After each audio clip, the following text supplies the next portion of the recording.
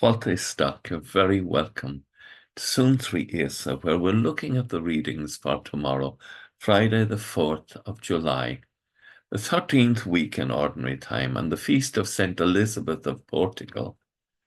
She was an extraordinary, kind person who had a difficult marriage with King Denis of Portugal, in which one of his own sons rose in rebellion against him, and she persisted in seeking to make peace with them.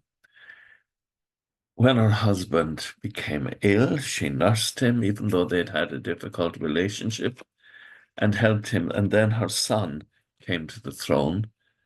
And again, she tried to help and influence him for the best. It wasn't an easy life. She at one stage had hoped that she could become a member of the Poor Clares. However, it didn't work out for her, and she lived a life of poverty as a third-order Franciscan. An extraordinary lady. The first reading tomorrow is we're taking the readings for the saints from the first letter of St. John.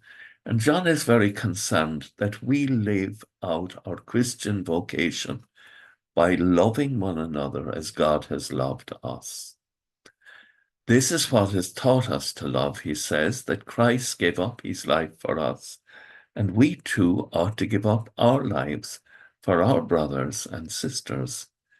If a man is rich enough in this world's goods, saw that one of his brethren was in need, would close his heart to them, how could the love of God be living in us? Our love is not to be just mere words or talk, but it must be something real and practical and have an effect in the world. John is very strong in this.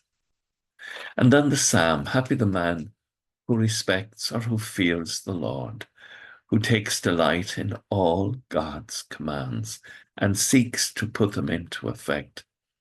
And then the gospel is taken from the scene in Matthew 25, where Jesus describes the final judgment and describing that whatever acts of charity we perform for others, we have done for Christ. It is so important that we make our love real and that our prayers are given expression in how we treat one another. It's not so much about giving away, which is part of it, but it's that we love one another. One of the things that is perhaps the most difficult of all to give away is our time, and to spend time with those who are in need.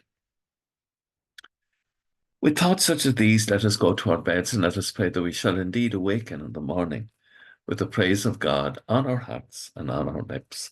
Agus go mana dia ela cótach sibh, ahar, mach agus spirit neb. Amen. Slán go fóill. Bye for now.